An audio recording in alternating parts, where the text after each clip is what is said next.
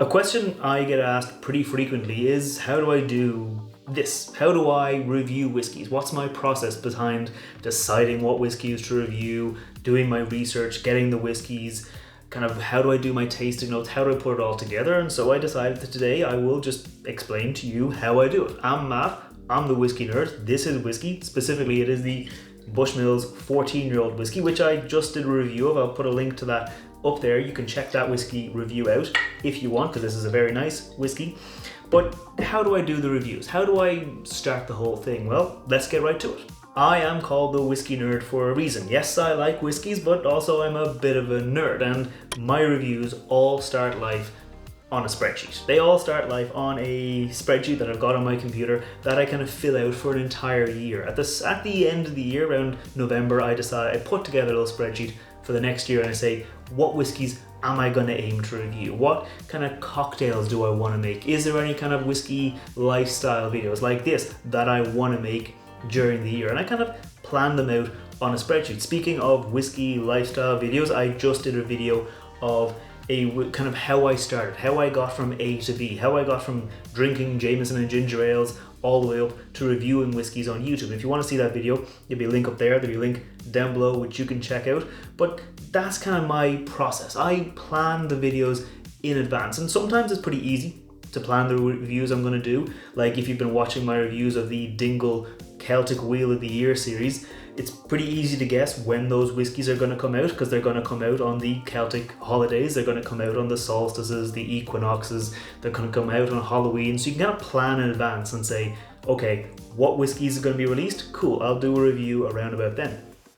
Sometimes you get a whiskey that surprises you. Sometimes I get sent bottles of whiskey to do reviews, and I'll kind of change things up and I'll add new whiskies in there, especially if there's like a surprise release like the Gold Spot. Again, links down below if you want to check out that Gold Spot, which was kind of dropped as a surprise. The Mitchell & Son company, they announced it about a week before it came on sale, and everyone was like, oh wow, look, new whiskey. So sometimes it changes up, but by and large, I kind of plan it out ahead of time. I decide, coming close to Thanksgiving, I'm going to make some cocktails around about Thanksgiving. I might review some bourbons around about that time, and that's kind of how I do it.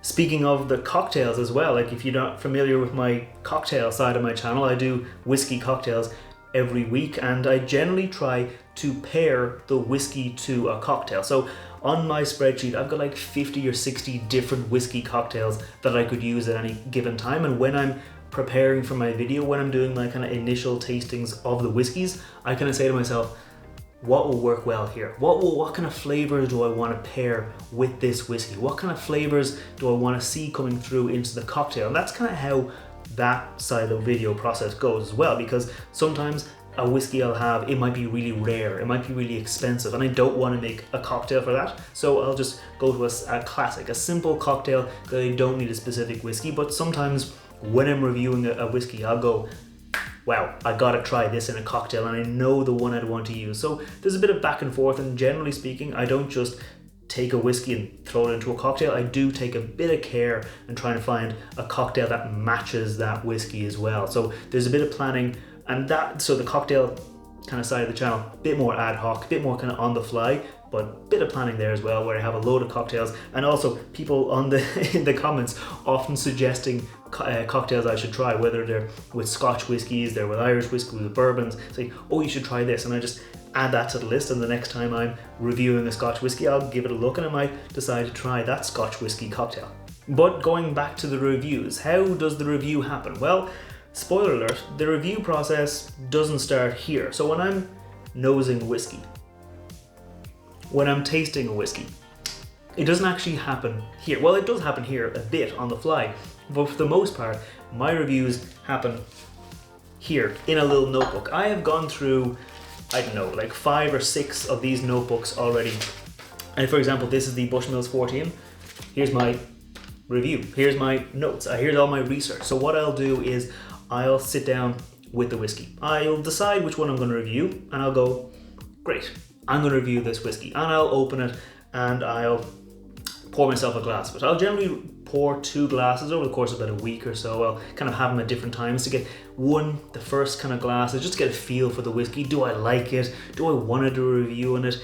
If it's something that's super rare and expensive or something that's super new, I might decide, okay, I'm going to do a review this weekend, before it gets sold out. Or I might say, this whiskey is probably too rare, it's probably already sold out. If I do a review of it, people won't be able to buy it. So I'll do kind of that. But by and large, when it's a big whiskey and a big whiskey release, I'll kind of take my time with it. I'll drink it, decide if I like it, and then come back to it. And in that time, when I've decided, yes, I'm going to review it, and before I'm writing my notes, I reach out to the brands. Generally speaking, you can find a lot of information online. They'll put out, transparency is definitely improving in the whiskey space, and that's what I'll do. I'll do a lot of my research, but then I'll reach out. I'll say, yes, this is a port finished whiskey, but what kind of port producer did you work with? Was there a specific flavor you were trying to get out of the casks that you decided, we're going to work with this producer? If it's a blended whiskey, I'll say, okay, great.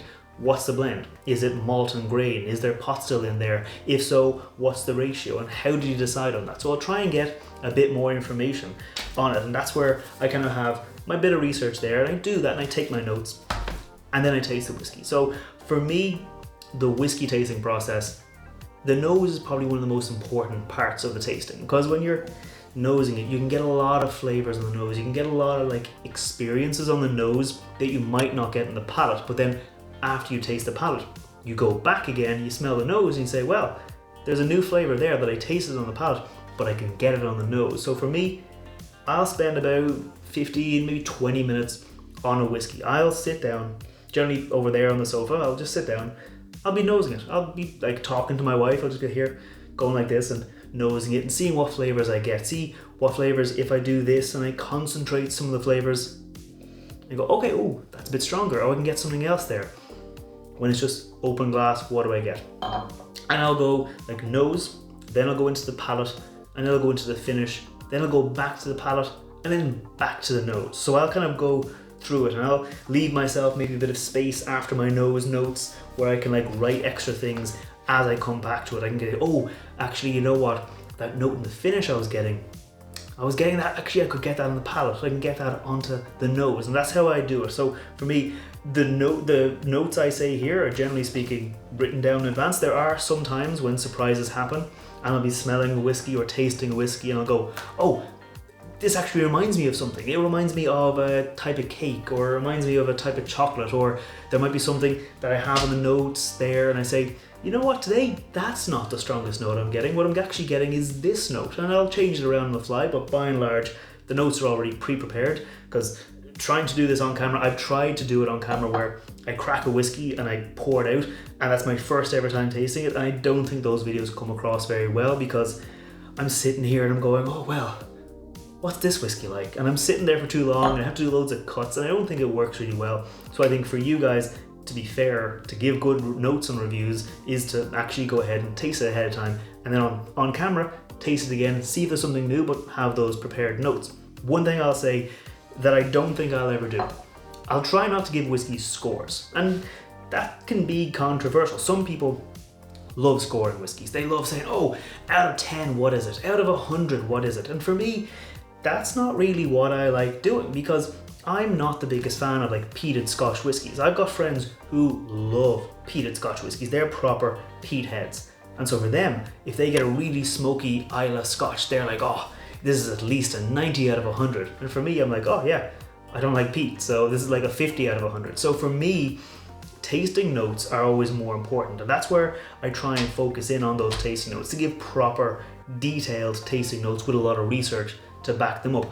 For me, if I were to tell you this whiskey is an 85, or it's a 95, or it's a 25, that doesn't really matter, because what matters is you. If you say, actually, you know what, I really like peat, so the way the tasting notes went, I probably would like this. Or if you say, I hate peat, but so I'll probably like this one because it's sweet.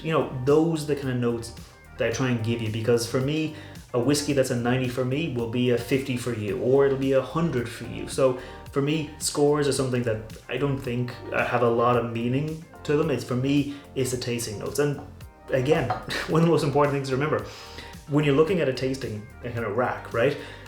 Distilleries aren't going to be putting out bad whiskey. So for the most part, any whiskey like score is going to start at like 50 out of 100. Realistically, it's going to start at 50 out of 100 because like they're not going to put out bad whiskey because that'll just hurt their own brand. So you're already going to be starting at 5 out of 10 or 50 out of 100. So half that scale is kind of meaningless. So for me, whiskey scores, a bit meaningless. If you think I should do scores, let me know down below and I'll tell you I'm not going to do scores, but you can feel free to let me know that I should be doing scores. And speaking of the comments, if you have any ideas for whiskies I should review, anything I should add into my kind of reviews in future, let me know down below. But this has just been a little bit of an insight into how I do my reviews, how the process works, so I can give you guys as good tasting notes as possible. Like I said, I'm Matt, I'm the Whiskey Nerd. I do whiskey reviews on Wednesdays, I do cocktail recipes on Fridays, and every now and then videos like this where I talk about kind of whiskey lifestyle, whiskey things on Mondays. So if you want to see those videos, make sure you scroll down, hit that like button, hit that subscribe button. But until next time, I'll see you then. Sláinte.